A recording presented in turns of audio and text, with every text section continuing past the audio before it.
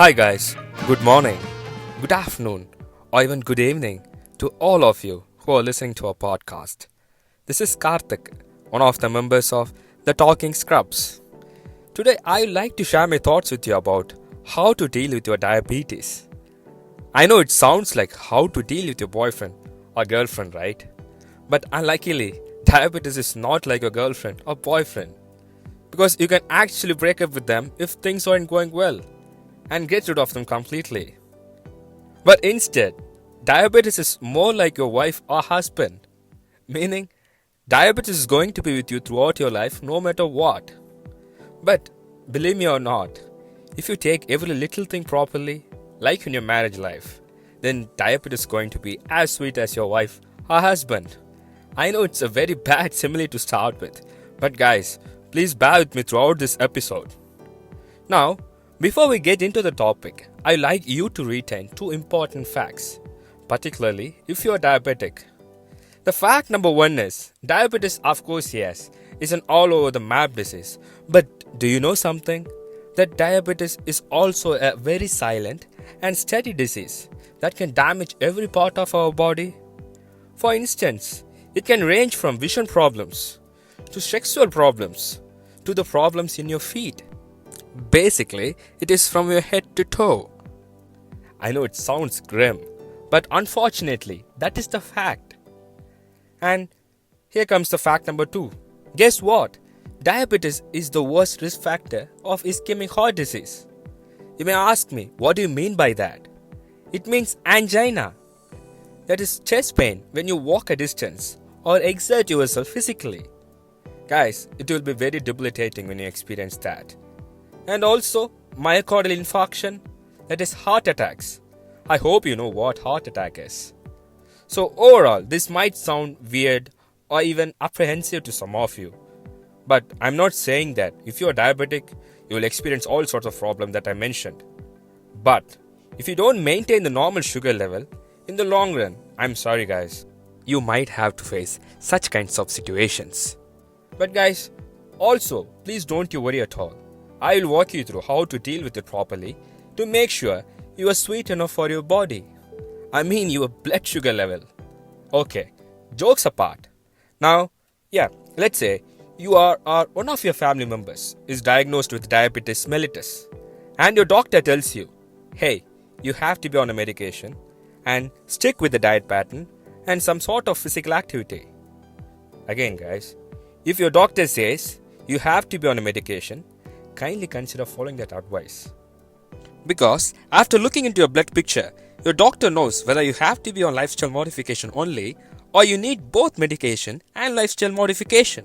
So here, your doctor has done his part well. It is your turn now to how you are going to juggle those three balls properly. That is your medication, diet and physical activity. With regard to your medication, please follow what your doctor advises you. It could be 2 times once daily or 3 times once daily or whatever as per your doctor's advice.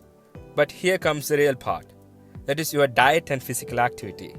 For these two important matters, I would suggest you to be a smart cyberchondriac. Firstly, search on the internet about how to calculate your body mass index. It's basically your height and weight when put together. We will get a number to categorize ourselves at what group we are in. Most commonly for diabetes, it will be overweight or even obese. So in that case, set a goal for yourself to lose your body weight at least 5 to 10%. For instance, if you're 70 kgs for your height and your BMI indicates you're overweight, in that case, lose the body weight at least 3.5 to 7 kgs. I hope I'm doing well with mathematics. Okay. Secondly, also search on the internet about what food contains high glycemic and low glycemic index. Basically, low glycemic index foods help you to maintain a normal sugar level, which are your vegetables, your fruits, pulses and cereals, low-fat dairy products, and oily fish. So I like you to incorporate these foods into your diet pattern. And trust me guys, this will markedly help you to maintain a normal blood sugar in the long run, so that in the future you don't need more medication to control your blood sugar level. Then comes your physical activity. So how are you going to lose that 7 kgs? I would not strictly advise you to go to a gym and pay your annual membership and lift heavy weights. It's all up to you to decide. But if you like to lift weights, no problem at all. Do that. But with proper guidance, please. Or else, I would suggest you to do some physical activity. It could be walking, swimming, cycling, or even any aerobic exercise you like. But what I want from you as a doctor is, do what you like, but please be consistent with what you do. So, if you do any physical activity, let's say you're cycling or swimming, but if you do for at least 20 minutes a day and in total for 5 days a week, definitely you will see a lot of change in your body, and you'll appreciate the change not only physically but also mentally. So please try to fit it in your daily routine. And here comes the last part, but also the most important part of today's podcast. That's your follow-ups. Are they really imperative even after taking medications regularly, eating properly, and doing regular exercises?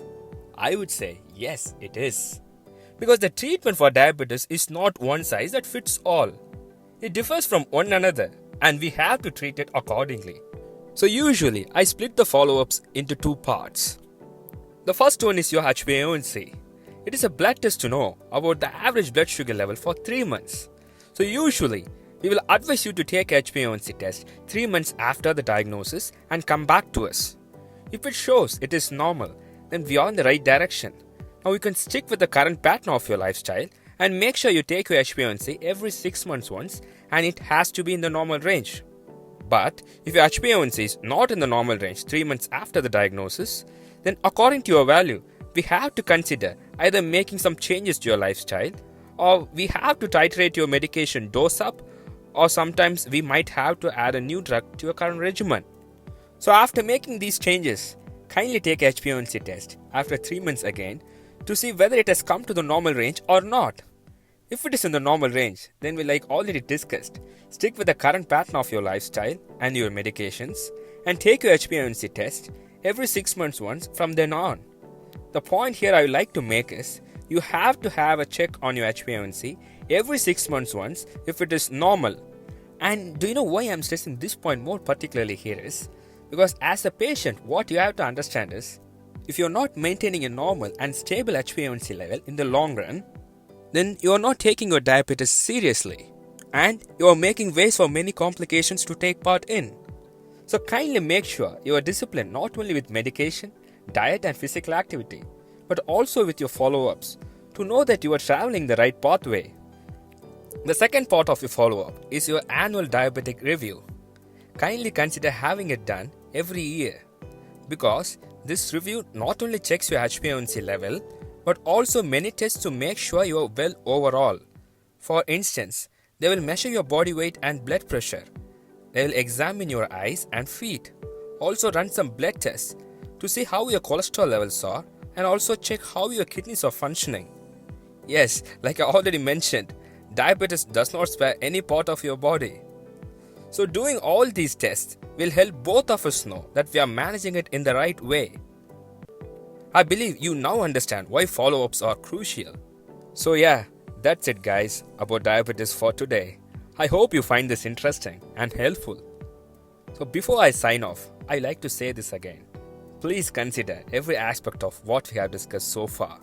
See you soon in another interesting episode. Bye.